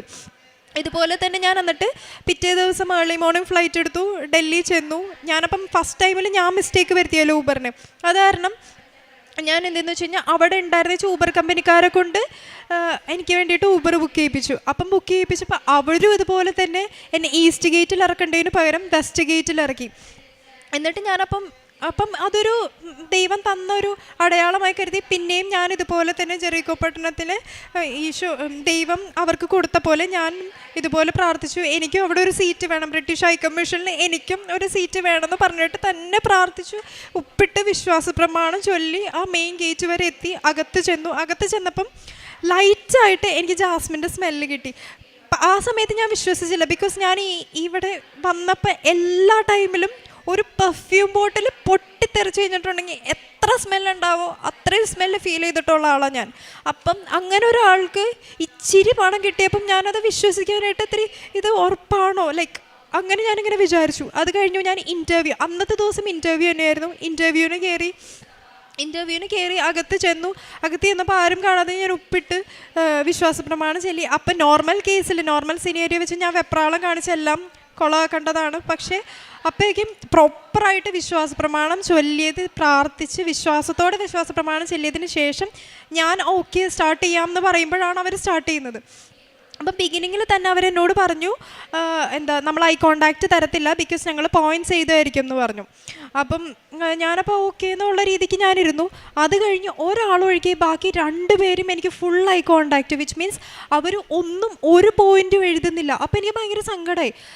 അതിൻ്റെ കൂട്ടത്തിൽ എന്താ വേറെ ഇതെന്ന് വെച്ച് കഴിഞ്ഞിട്ടുണ്ടെങ്കിൽ ഞാൻ എൻ്റെ സ്കൂളിങ് തൊട്ടിട്ട് ഇംഗ്ലീഷ് മീഡിയമാണ് പഠിച്ചത്. അത് കഴിഞ്ഞിട്ട് ഇപ്പോൾ UK പോയിട്ടാണെങ്കിലും ബ്രിട്ടീഷ് ആർമിയിലാണ് വർക്ക് ചെയ്തത്. അതും താമസിച്ചതും ഇംഗ്ലീഷുകാരുടെ കൂടെയാണ്. അപ്പോൾ അത്യാവശ്യം കുഴപ്പമില്ലാത്ത രീതിയിൽ ഇംഗ്ലീഷ് സംസാരിക്കാനായിട്ട് അറിയാം. എന്നിട്ട് പോലും അന്ന് ഞാൻ ആ ഇൻ്റർവ്യൂവിന് ഒരു 5-ാം ക്ലാസ് 6-ാം ക്ലാസ്സിൽ പഠിക്കുന്ന ഒരു കുട്ടി ഇംഗ്ലീഷ് സംസാരിക്കുന്നത് എങ്ങനെയാണോ അത്രയും മോശമായി, ഗ്രാമർ ഒന്നുമില്ലാതെ വളരെ മോശമായാണ് ഞാൻ ഇൻ്റർവ്യൂ പെർഫോം ചെയ്തത്. പക്ഷേ ആ ടൈമിൽ ഞാൻ കാശുരൂപ എൻ്റെ കയ്യിൽ മുറുക്കി പിടിച്ചേക്കുമായിരുന്നു. ഞാൻ ഉത്തരം മാതാവിനോട് പറയണം, മാതാവ് ഉത്തരം പറയണോട്ടോ എന്ന് പറഞ്ഞേക്കുമായിരുന്നു. അപ്പം പല സാക്ഷ്യങ്ങളിലും ഞാനിങ്ങനെ കേട്ടിട്ടുണ്ട് ഇങ്ങനെ നമുക്ക് പോയിൻറ്റ്സൊക്കെ എക്സാമിനൊക്കെ ആണെങ്കിൽ പോയിൻറ്റ്സൊക്കെ എവിടെ നിന്നാണ് വരണേന്ന് അറിയില്ല. അപ്പം ഞാനപ്പോൾ ഇങ്ങനെ വിചാരിക്കും ലൈക്ക് ഈവൻ ഞാൻ ഉടമ്പടി എടുത്തേക്കണാണെങ്കിൽ അങ്ങനെ വിചാരിക്കാൻ പാടില്ലാത്തതാണ്. പക്ഷെ ഞാൻ വിചാരിക്കും ഏതെങ്കിലുമൊക്കെ ഒരു പോയിന്റിൽ ഏതെങ്കിലുമൊക്കെ കൊച്ചു പഠിച്ചതായിരിക്കും, അവർ പിന്നെ ഓർക്കുന്നതായിരിക്കും എന്ന് ഞാൻ വിചാരിച്ചിട്ടുണ്ട് പല സാക്ഷ്യം കേട്ടപ്പോഴും. പക്ഷെ അന്ന് ആ ദിവസം അതെല്ലാം മാറി ചിന്തിച്ചു ഞാൻ. ബിക്കോസ് എനിക്കറിയില്ല എവിടെന്നൊക്കെയാണ് പോയിന്റ്സ് വരണേന്ന്. അതിനൊരു വളരെ എക്സാമ്പിളാണ്. അവരൊരു ക്വസ്റ്റ്യൻ ചോദിച്ചു, എനിക്ക് ആ ക്വസ്റ്റ്യൻ്റെ ആൻസർ അറിയില്ല. വളരെ സിമ്പിൾ ക്വസ്റ്റ്യനാണ്, പക്ഷെ എനിക്ക് ആ ക്വസ്റ്റ്യൻ്റെ ആൻസർ അറിയില്ല. കാരണം ആ തിയറി ക്വസ്റ്റ്യനൊക്കെ ഞാൻ പഠിച്ചിട്ട് വർഷങ്ങൾ കഴിഞ്ഞു. ഞാൻ അറിയാത്തത് കൊണ്ടിട്ട് തന്നെ ഞാനത് പറയാനായിട്ട് എനിക്കറിയില്ല. അവർ എനിക്ക് ഇങ്ങോട്ട് പറയൂ ട്രൈ ചെയ്യൂ എന്ന് പറഞ്ഞിട്ട് എനിക്കറിയില്ല. പക്ഷെ ഞാനൊരു വേർഡ് പറഞ്ഞു, അതെനിക്ക് മാതാവ് ആ സമയത്ത് തന്നതാ. ബിക്കോസ് ഞാൻ മാതാവിനോട് മാതാവ് എന്തെങ്കിലും ഒന്ന് പറ, കാരണം ഇവർ മൂവ് ഫോർവേഡ് ചെയ്യണില്ല. അപ്പം ഞാൻ മാതാവിനോട് പറഞ്ഞു എന്തെങ്കിലും ഒന്ന് പറയാമെന്ന് പറഞ്ഞു. ഞാനൊരു വേർഡ് എനിക്കിപ്പോഴും അറിയില്ല എങ്ങനെ അവിടെ നിന്ന് കിട്ടിയതാന്ന്. ആ വേർഡ് ഞാൻ പറഞ്ഞു. അപ്പോൾ അവർ പറഞ്ഞു yes this is it, simple എന്ന് പറഞ്ഞു, this is not a rocket science എന്ന് പറഞ്ഞു. അപ്പം ഞാനപ്പോഴേക്കും എൻ്റെ മാതാവേ, ഞാൻ ആ ടൈമിൽ ഇരുന്നിട്ട് മുകളിലോട്ട് ഇങ്ങനെ നോക്കി, മാതാവേ താങ്ക്സ് ഇട്ടാന്ന് ഞാനിങ്ങനെ പറഞ്ഞു. അത് കഴിഞ്ഞിട്ട് അവർ ഈ ഇൻ്റർവ്യൂവിന് വിളിക്കുന്നതിന് മുന്നേ എന്നോട് പറഞ്ഞിരുന്നു ഇതൊരു ഹിന്ദിയും കൂടി റിക്വയർഡ് ആയിട്ടുള്ള ഒരു ജോബാണ്, വിച്ച് മീൻസ് ഒബ്വിയസ്ലി ഡൽഹിയിലാണല്ലോ, അപ്പോൾ ഹിന്ദി കൂടി റിക്വയർഡ് ആണ്. ഞാൻ പഠിച്ചത് ഒരു എയ്ഡഡ് സ്കൂളിലാണ്, അപ്പോൾ അതുകൊണ്ടിട്ട് തന്നെ എനിക്ക് വലിയ കാര്യമായിട്ട് ഹിന്ദിയൊന്നും അറിയില്ല. കേട്ടാൽ മനസ്സിലാവും, വായിച്ചാലും മനസ്സിലാവും, പക്ഷെ പറയാൻ എനിക്കറിയില്ല. എന്ന് വെച്ച് കഴിഞ്ഞാൽ ഭയങ്കര ബേസിക് ആയിട്ടുള്ള കാര്യങ്ങളെ എനിക്ക് അറിയുള്ളൂ. അപ്പോൾ ഇവർ ഇൻ്റർവ്യൂ ഇൻവിറ്റേഷൻ വിട്ടപ്പോൾ അതിനകത്ത് പറഞ്ഞിട്ടുണ്ടായിരുന്നു ഹിന്ദി ചിലപ്പോൾ ചോദിക്കുമായിരിക്കുന്നു. പിന്നെ എൻ്റെ ടെൻഷൻ മൊത്തം ഹിന്ദി ആയിരുന്നു, കാരണം ഹിന്ദി അറിയില്ല, അതോടെ വിട്ടുപോകും. അന്ന് ഞാൻ ഇൻ്റർവ്യൂവിൻ്റെ സമയത്ത് ഹിന്ദി ക്വസ്റ്റിന് വേണ്ടി വെയിറ്റ് ചെയ്യുകയാണ്.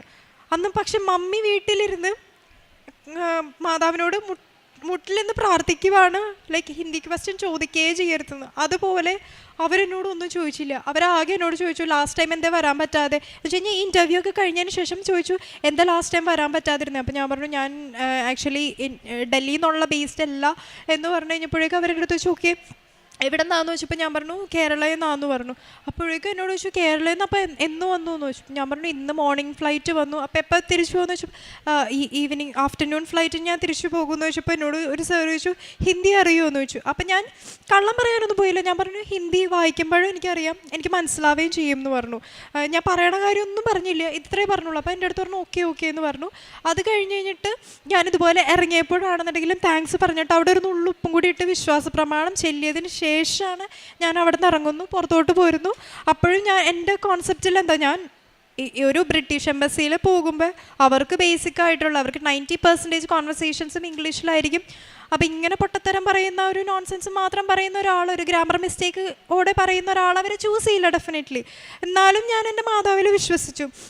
അതുപോലെ ഞാൻ എപ്പോഴും മാതാവിനോട് പറയും മാതാവേ June 7th എൻ്റെ ബർത്ത്ഡേ ആണ്, അപ്പം എനിക്ക് എല്ലാവരുടെയും സാക്ഷ്യത്തിൽ കേട്ടിട്ടുണ്ട് അവർക്കൊക്കെ ബർത്ത്ഡേ ഗിഫ്റ്റ് കിട്ടിയത്, എനിക്ക് ബർത്ത്ഡേ ഗിഫ്റ്റ് തരണം, എനിക്ക് നിർബന്ധമായിട്ട് തരണം.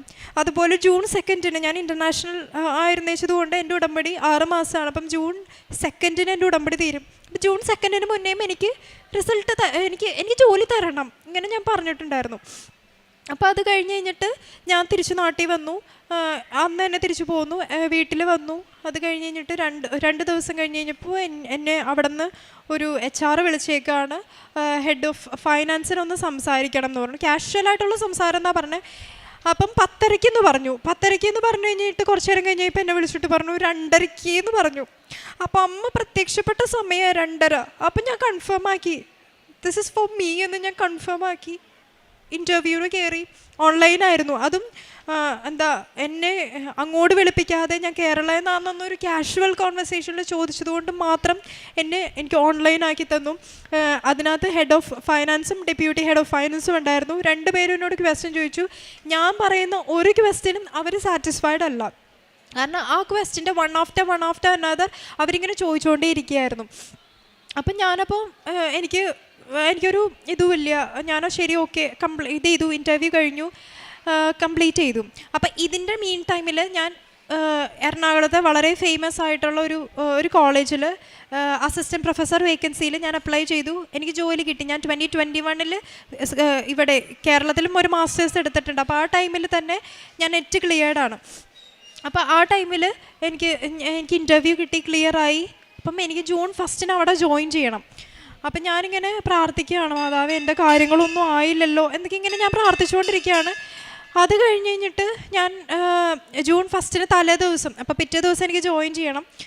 മെയ് ലാസ്റ്റ് ഡേയിൽ ഞാനിങ്ങനെ കൊന്തെത്തിച്ചതിന് ശേഷം ഞാനിങ്ങനെ പ്രാർത്ഥിക്കുമ്പോൾ എനിക്കിങ്ങനെ എന്താ പറയുക, എൻ്റെ മനസ്സിലിങ്ങനെ പറയുകയാണ് നിന്നെ തോൽപ്പിക്കാനാണെങ്കിൽ ഞാൻ ആദ്യമേ തോൽപ്പിക്കുമായിരുന്നു, നിന്നെ ജയിപ്പിക്കാൻ തന്നെ ഉള്ളതാ എന്ന് പറഞ്ഞിട്ട് എനിക്ക് ഡിലൈറ്റഡ് എന്ന് പറഞ്ഞൊരു വേർഡ് എൻ്റെ മനസ്സിലിങ്ങനെ കാണിച്ചു തരിക.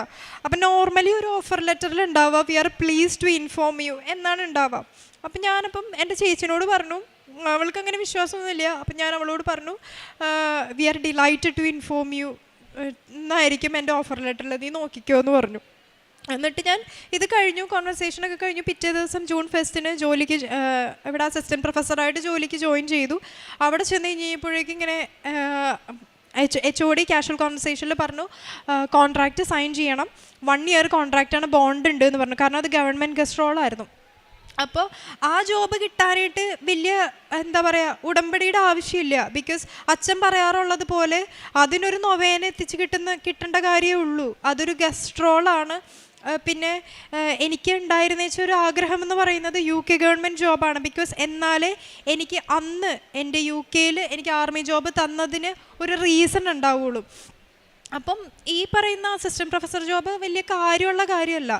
അപ്പം ഞാനത് കാരണം എന്നാലും പോയി അവിടെ വെച്ചിട്ട് അവർ പറഞ്ഞു കഴിഞ്ഞപ്പോഴേക്കും ഞാൻ അവിടെ നിന്ന് പ്രാർത്ഥിക്കുകയാണ്, കർത്താവേ എനിക്ക് എനിക്കിന്ന് ഉത്തരം തരണം എന്നൊക്കെ ഞാനിങ്ങനെ ഇരുന്ന് പ്രാർത്ഥിക്കുകയാണ്. ക്ലാസ്സിൽ വെച്ചിട്ടും പ്രാർത്ഥിച്ചു. അത് കഴിഞ്ഞ് കഴിഞ്ഞിട്ട് ഞാൻ അവിടുന്ന് കോളേജിൽ നിന്ന് തിരിച്ചു വന്ന വഴിക്ക് എനിക്കൊരു മെയിൽ വന്നേക്കാണ്, we are delighted to inform you. ആ exact word we are delighted to inform you എന്നും പറഞ്ഞിട്ട് എനിക്ക് മെയിൽ വന്നേക്കുന്നു. Offer letter, conditional offer letter വന്നിരിക്കുന്നു. ഇപ്പം ഈ ഒരു പോയിന്റിൽ എനിക്ക് എപ്പോഴും ഭയങ്കര ആഗ്രഹമാണ് ഈ എസൻസ് ഓഫ് കവനൻ്റ് ആയിട്ടുള്ള 4 പോയിന്റ്സും, അതായത് എന്താ not my merit but by grace, അതുപോലെ തന്നെ time shortness, presence of like God, പിന്നെ അതുപോലെ തന്നെ ലൈറ്റ് വെയ്റ്റ്നെസ്, ഇതെല്ലാം എൻ്റെ ഉടമ്പടി സാക്ഷ്യത്തിൽ ഉണ്ടാവണം എന്ന് എനിക്ക് വളരെ നിർബന്ധം ഉണ്ടായിരുന്നു. ഞാൻ എന്നും പ്രാർത്ഥിക്കും, അതിനു വേണ്ടി പ്രാർത്ഥിക്കുമായിരുന്നു. And not my merit but by grace ഫസ്റ്റിൽ തന്നെ ക്ലിയർ ആയി. ബിക്കോസ് അത്രയും പൊട്ടത്തരങ്ങൾ പറഞ്ഞ ഒരാളെ അവർ സെലക്ട് ചെയ്യണമെന്നുണ്ടെങ്കിൽ അത് മാതാവ് ഈശോയോട് ചോദിച്ച് മേടിച്ചത് തന്നെയാണെന്ന് എനിക്ക് ഉറപ്പാണ്. പിന്നെ അതുപോലെ തന്നെ എല്ലാ കാര്യങ്ങളും വളരെ ലൈറ്റ് വെയ്റ്റ് ആയിട്ട് എനിക്ക് എല്ലാ പോയിൻറ്സും ഒക്കെ പറഞ്ഞു തന്നു. പിന്നെ എനിക്ക് പ്രസൻസും കിട്ടി, ജാസ്മിൻ ഫ്ലവറും കിട്ടി. ഇപ്പം ഈ 3 പോയിൻറ്സും എൻ്റെ കാര്യത്തിലെല്ലാം നടന്നു. അത് കഴിഞ്ഞ് ഇതിനകത്ത് എൻ്റെ കണ്ടീഷൻ ഉണ്ടായിരുന്ന വെച്ചെന്ന് പറഞ്ഞു കഴിഞ്ഞാൽ പോലീസ് ക്ലിയറൻസ് കറക്റ്റ് ആയിരിക്കണം, അതായത് യാതൊരു തരത്തിലുള്ള പ്രശ്നം ഉണ്ടാവരുത്. പിന്നെ അതുപോലെ അവിടെ നിന്ന് റെഫറൻസ്, ഏതൊക്കെ ഓഫീസിലാണ് വർക്ക് ചെയ്തിരുന്നത് വെച്ചാൽ അവിടെ നിന്ന് റെഫറൻസൊക്കെ കിട്ടണം. അപ്പം ജൂൺ 1 എനിക്ക് ഈ റിസൾട്ട് വന്നു. ജൂൺ 2 എൻ്റെ ഉടമ്പടി പുതുക്കുന്ന ദിവസമാണ്. അപ്പം ഞാൻ ഇവിടെ വന്നു, മാതാവിനോട് പറഞ്ഞു, മാതാവേ താങ്ക്സ് പറഞ്ഞു. പക്ഷേ എനിക്ക് കണ്ടീഷണൽ ആയതുകൊണ്ടിട്ട് തന്നെ എനിക്കിവിടെ സാക്ഷ്യം പറയാൻ പറ്റിയില്ല. ജൂൺ 2 തന്നെ ഞാൻ വന്നു പറഞ്ഞു. ആൻഡ് അപ്പം ഞാൻ ആഗ്രഹിച്ച പോലെ എൻ്റെ ഉടമ്പടി പുതുക്കുന്നതിന് മുന്നേ എനിക്ക് മാതാവ് ഒരു ആൻസർ തന്നു. ജൂൺ 7 എൻ്റെ ബർത്ത്ഡേ ആയിരുന്നു, എനിക്ക് ബർത്ത്ഡേ ഗിഫ്റ്റ് തന്നു. പിന്നെ എൻ്റെ പ്രോസസ്സ് സ്റ്റാർട്ട് ചെയ്തു. അപ്പം ഇന്ത്യയിലെ പോലീസ് ക്ലിയറൻസ് അവരെടുത്തോളും, ബ്രിട്ടീഷ് ഹൈക്കമ്മീഷൻ എടുത്തോളും.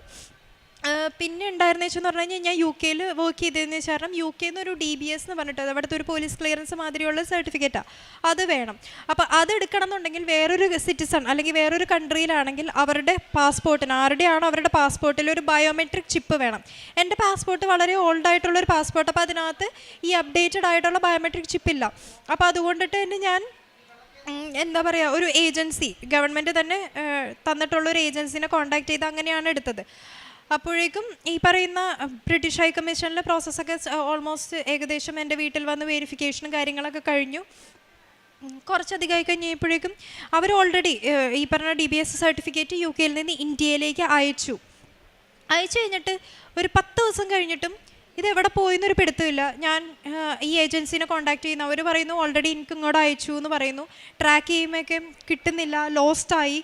മൊത്തത്തിൽ അതെവിടെ പോയെന്ന് അറിയില്ല. എന്നിട്ട് ഞാൻ 2ാമതും അപ്ലൈ ചെയ്തു. എന്നിട്ട് ഞാൻ UK എൻ്റെ ഫ്രണ്ട്സിൻ്റെ അഡ്രസ്സ് കൊടുത്തു. അത് കൊടുക്കാൻ കാര്യം എനിക്ക് ഫാമിലി ഉണ്ട് UK, പക്ഷെ അവരുടെ ഞാൻ കൊടുത്തില്ല. ബിക്കോസ് അവർ ഫുൾ ടൈം വർക്ക് ചെയ്യുന്നവരാണ്. അപ്പം എങ്ങാനും മിസ്സായാലോ എന്ന് കരുതിയിട്ട്, എന്ന് വെച്ച് കഴിഞ്ഞാൽ കിട്ടാനായിട്ട് ഡിലേ ആയാലോ, കാരണം കിട്ടുമ്പോൾ തന്നെ ഇത് സ്കാൻ ചെയ്ത് അയക്കണം. അതിന് വേണ്ടിയിട്ട് ഫ്രണ്ട്സിൻ്റെ കൊടുത്തു, കാരണം അവരെപ്പോഴും ഉണ്ടാകും വീട്ടിൽ, ആരെങ്കിലും ഒരാൾ വീട്ടിലുണ്ടാവും.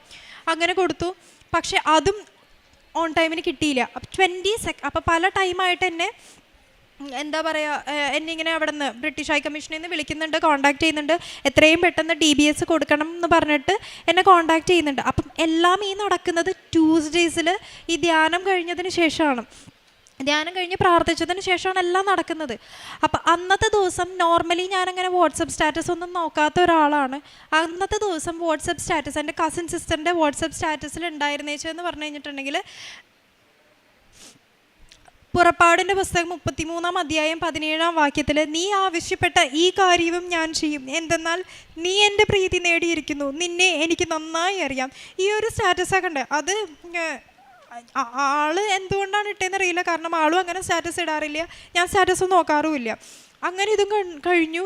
എന്നിട്ട് ബ്രിട്ടീഷ് ഹൈ കമ്മീഷനിൽ നിന്ന് എന്നോട് പിന്നെയും ചോദിച്ചു എന്ന് കിട്ടും. അപ്പോൾ ഞാൻ പറഞ്ഞു 2 ദിവസം കൂടി പിടിക്കും എന്ന് പറഞ്ഞു. പക്ഷേ ബുധനാഴ്ച എനിക്കൊരു മെയിൽ ഇങ്ങോട്ട് വന്നു. 23rd 12 മണിക്ക് ഉച്ചയ്ക്ക് 12 മണിക്കുള്ളിൽ എൻ്റെ DBS സബ്മിറ്റ് ചെയ്തില്ലെങ്കിൽ ഇവർ ഓഫർ ലെറ്റർ എൻ്റെ അടുത്ത് നിന്ന് വിഡ്രോ ചെയ്യുമെന്ന്. അപ്പം എനിക്ക് ആകെ എൻ്റെ കയ്യിലൊന്നുമില്ല.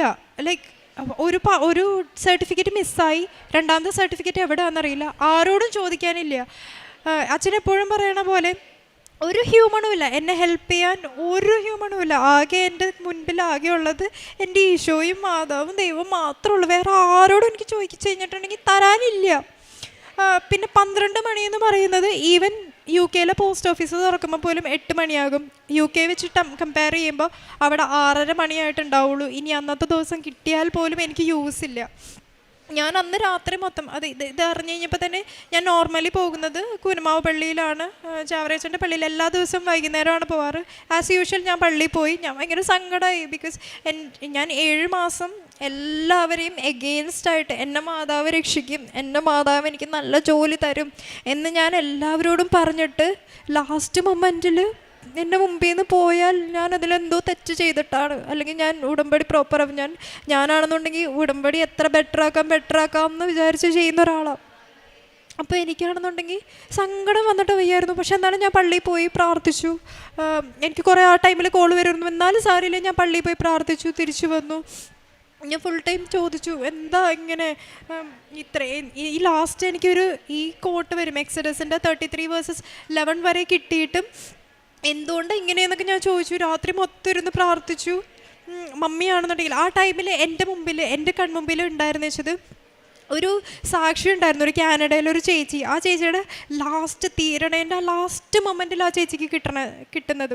പിന്നെ ഞാൻ കേൾക്കുന്ന എല്ലാ സാക്ഷിയും, രാത്രി കേട്ട എല്ലാ സാക്ഷിയും ഈ ജോലിയുടെ തടസ്സം മാറിയതും അവർക്ക് കിട്ടിയതും, അതുപോലെ തന്നെ ജോമോൾ സിസ്റ്ററിൻ്റെ ലിവിങ് ഒറാക്കിളിലത്തെ എപ്പിസോഡ് 47-ലും സിസ്റ്റർ പറയുന്നുണ്ടായിരുന്നു ഒരു ചേച്ചിക്ക് ആ ചേച്ചിയുടെ ജോലിയും ബാക്കി എല്ലാവരുടെയും ജോലിയും പോകുമായിരുന്നു, പക്ഷേ ഈ ചേച്ചിക്ക് മാത്രം ജോലി പോയില്ല.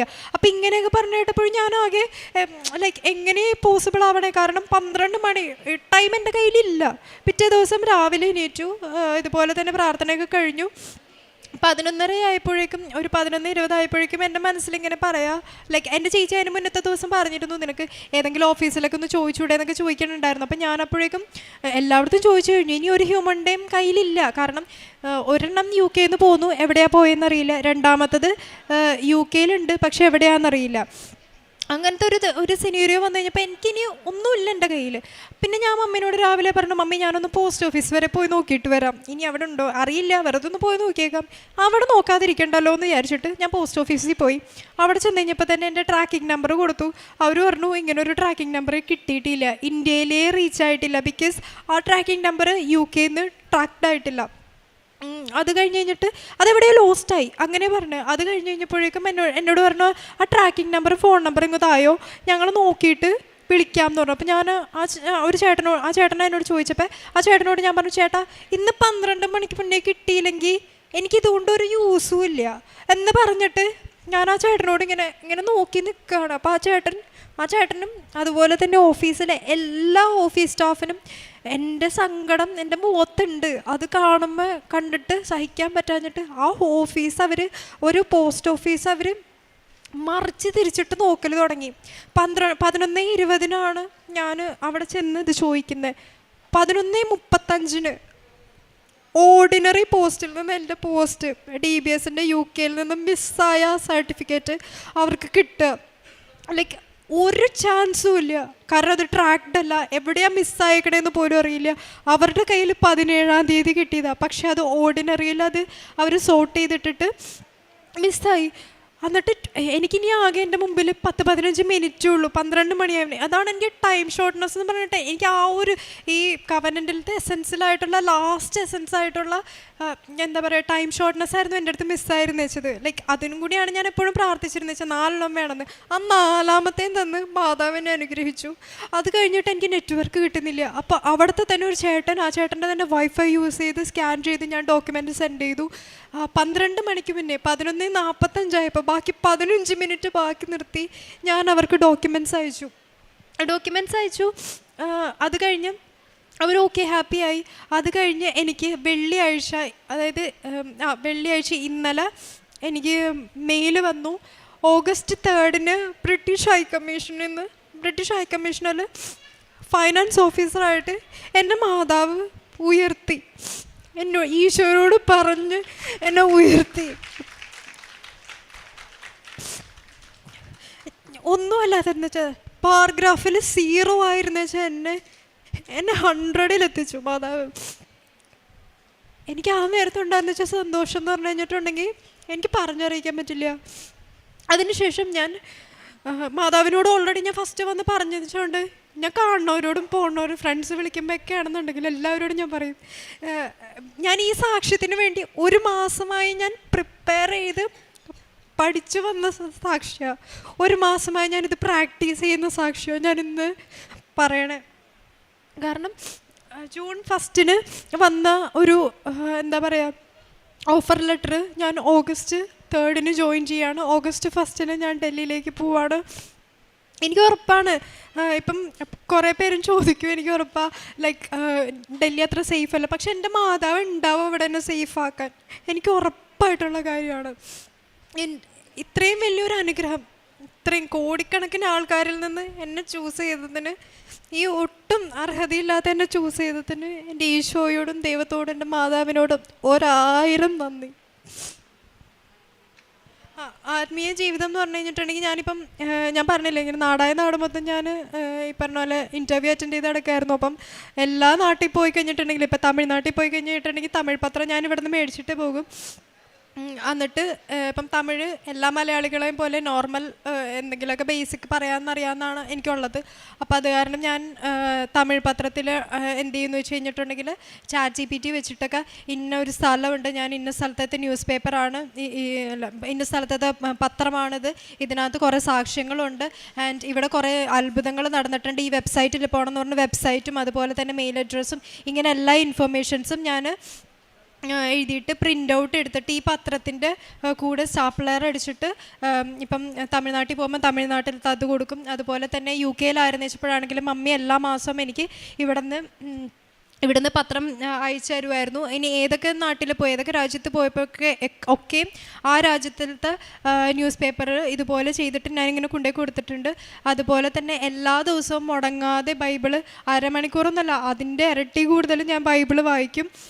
ഒരിക്കൽ പോലും എന്താ പറയുക എല്ലാ 2 ആഴ്ച കൂടുമ്പോഴും കുമ്പസാരിക്കും, ദിവസവും കുർബാന സ്വീകരിക്കും, എല്ലാ ദിവസവും പള്ളിയിൽ പോകും. പിന്നെ കാരുണ്യ പ്രവർത്തനമായിട്ട് എന്താ പറയുക ഇപ്പം മമ്മിയും അതുപോലെ തന്നെ വേറെ കുറേ ഞങ്ങളുടെ അവിടുത്തെ കുറച്ച് ചേച്ചിമാരൊക്കെ കൂടിയായിട്ട് ഫുഡ് ചോറ് പൊതി ഉണ്ടാക്കിയിട്ട് ഞങ്ങൾ എന്താ സ്ട്രീറ്റിലേക്ക് ഇരിക്കുന്ന ആൾക്കാർക്ക് ഭക്ഷണം, എൻ്റെ ഒരു കസിൻ സിസ്റ്റർ എൻ്റെ ചേട്ടൻ്റെ വൈഫുണ്ട്, ചേച്ചിയും ഞാനും കൂടി കൊണ്ടുപോയിട്ട് സ്ട്രീറ്റിലിരിക്കുന്നവർക്ക് എറണാകുളത്ത് സ്ട്രീറ്റിലിരിക്കുന്നവർക്കൊക്കെ ഫുഡ് കൊണ്ടുപോയി കൊടുക്കും. അതുപോലെ തന്നെ ഹോസ്പിറ്റലിലാണെന്നുണ്ടെങ്കിലും ഹോസ്പിറ്റലിലൊക്കെ പോയിട്ടും അതുപോലെ നമ്മൾ അവരോടൊക്കെ വർത്തമാനമൊക്കെ പറഞ്ഞ് അവർക്കും ഭക്ഷണമൊക്കെ കൊടുക്കുകയൊക്കെ ചെയ്യും. പിന്നെ അതുപോലെ തന്നെ ഇപ്പം കാശിനൊക്കെ എന്തെങ്കിലും ആവശ്യമുള്ള എന്തെങ്കിലും സർജറിയോ അങ്ങനെ എന്തെങ്കിലുമൊക്കെ വരണമെന്ന് കേട്ട് കഴിഞ്ഞിട്ടുണ്ടെങ്കിൽ അതിനും ആണെന്നുണ്ടെങ്കിൽ പൈസ കൊടുക്കും. ആൻഡ് ഞാൻ പണ്ടുണ്ടായിരുന്ന വെച്ചതിനേക്കാൾ കുറേ ഇമ്പ്രൂവ് ആയി. എന്ന് വെച്ചാൽ പണ്ട് ഞാൻ ദിവസം പള്ളിയിലൊന്നും പോകുന്നിരുന്ന വെച്ചാൽ ഒരാളൊന്നും ആയിരുന്നില്ല. ഉടമ്പടി എടുത്തതിന് ശേഷമാണ് ഞാൻ ദിവസം പള്ളിയിൽ പോയിക്കൊണ്ടിരുന്നത് വെച്ചത്. ഞാൻ UK വെച്ചപ്പോഴും ഞാൻ വളരെ ഒരു ഐസൊലേറ്റഡ് പ്ലേസിലാണ് ഞാൻ താമസിച്ചിരുന്നത് വെച്ചത്. കാരണം ആർമിയിലായതുകൊണ്ട് തന്നെ അത് ഹെലികോപ്റ്റർ ഫീൽഡായിരുന്നു. ഒച്ച പുറത്ത് പോകാതിരിക്കാൻ വേണ്ടിയിട്ട് വളരെ ഒരു ഐസൊലേറ്റഡ് ഏരിയ ആയിരുന്നു. അവിടെ നിന്ന് എന്താ പറയുക ഒരു മണിക്കൂർ എനിക്ക് ബസ്സിൽ യാത്ര ചെയ്താൽ അടുത്തൊരു ക്ലോസസ്റ്റ് ആയിട്ടുള്ളൊരു ചേർച്ചുള്ളൂ, കാത്തലിക് ചേർച്ചുള്ളൂ.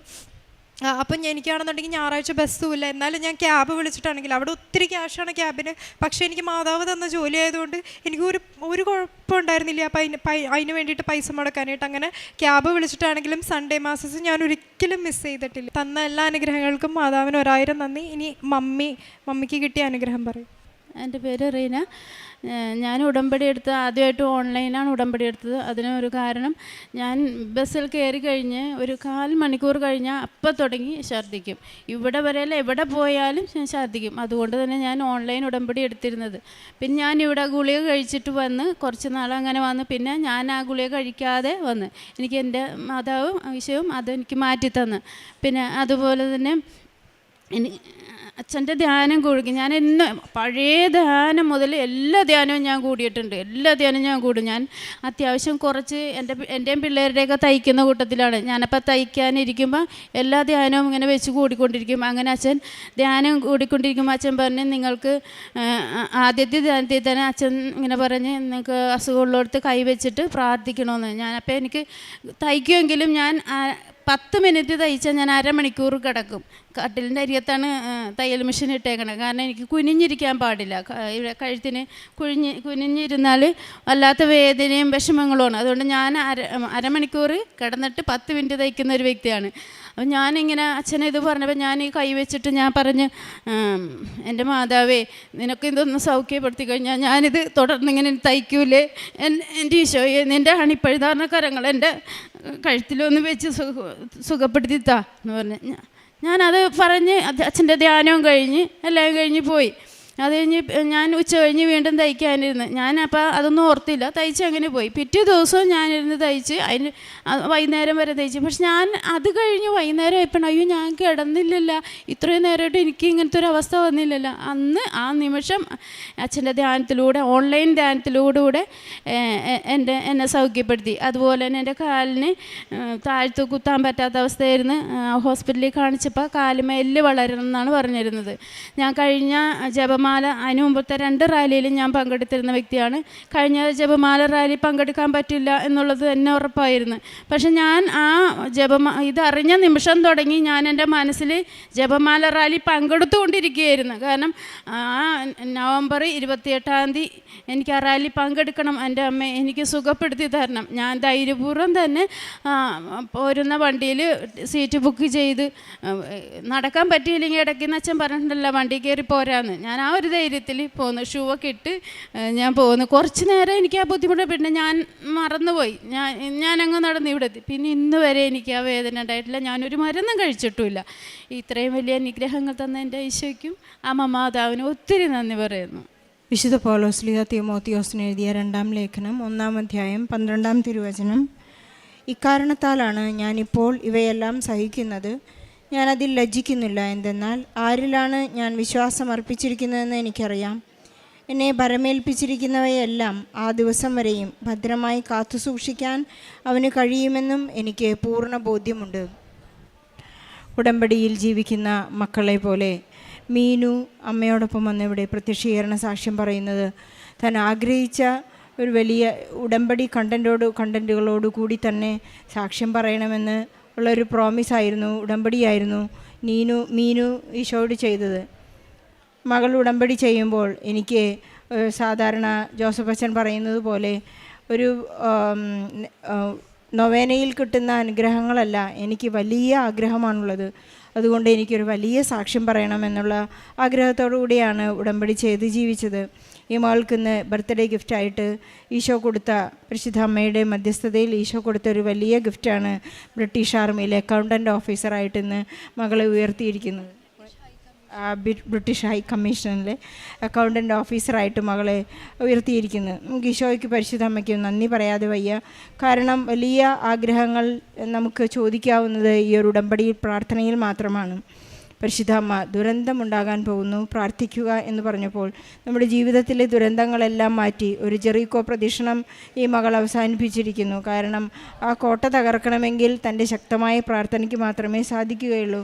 തന്നെ വാഗ്ദാന പേടകം തൊട്ടപ്പോഴാണ് ജോർദാൻ വറ്റിപ്പോയത്. അങ്ങനെ സാധ്യതകളുടെ ഒരു പ്രാർത്ഥനയാണ് ഉടമ്പടി പ്രാർത്ഥന.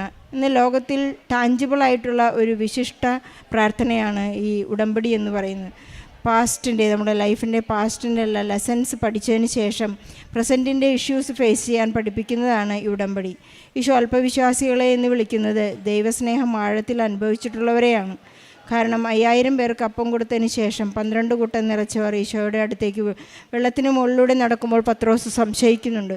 ഇന്ന് മീനുവിൻ്റെ ഒരു വലിയ സാക്ഷ്യമാണത്. ഇന്ന് ആരിലും എനിക്ക് വിശ്വസിക്കാൻ സാധിക്കുകയില്ല, എൻ്റെ കർത്താവ് തന്നെയാണ് എനിക്ക് ഈ ഒരു വലിയ സാധ്യത തന്നിരിക്കുന്നത്. എന്നെ ഇത്ര വലിയൊരു അക്കൗണ്ടൻ്റ് ഓഫീസറാക്കിയത്, വലിയ ചെറുപ്രായത്തിൽ എനിക്ക് വലിയ ഉന്നതിയിലെത്താൻ സാധിച്ചത് ഈശോയുടെ ഒരൊറ്റ അനുഗ്രഹം മാത്രമാണ്. അതുപോലെ തന്നെ മകൾക്ക് ലഭിച്ച ഓഫർ ലെറ്റർ അതാണ്. We are delighted to accept you എന്ന് ഈശോ നൽകുന്ന ഒരു അപ്രൂവൽ കൂടിയാണ്. ഈ മകളുടെ ഉടമ്പടിയിൽ God is delighted to accept your covenant എന്നുകൂടി കൂട്ടിച്ചേർക്കാൻ സാധിക്കുന്ന ഒരു നല്ല സാക്ഷ്യം കൂടിയാണ്. അബ്രാഹത്തോട് ഒന്ന് മാത്രമേ ദൈവം പറഞ്ഞുള്ളൂ, നീ എൻ്റെ മുമ്പേ ഉണ്ടാകണം. ഇന്ന് നീനു പ്രോമിസ് ചെയ്ത് ഇറങ്ങുന്നത് അതുതന്നെയാണ്, ഞാൻ എന്നും നിന്നോട് കൂടെ ഉണ്ടായിരിക്കും, എനിക്ക് അങ്ങല്ലാതെ മറ്റാരുമില്ല. പരിശുദ്ധ അമ്മയുടെ അങ്കിയിൽ ആ കാപ്പയിൽ എന്നും ഞാൻ സുരക്ഷിതയായിരിക്കും, ഡൽഹിയിലായാലും മറ്റേതൊരു രാജ്യത്തായാലും ഞാൻ സുരക്ഷിതയായിരിക്കും എന്നുള്ള വലിയ ഉറപ്പോടുകൂടി മീനു സമർപ്പിച്ച ഈ ഉടമ്പടി സാക്ഷ്യത്തിനായി ഈശോയ്ക്കും പരിശുദ്ധ അമ്മയ്ക്കും നല്ലൊരു കയ്യടി നൽകി സാക്ഷി നമുക്ക്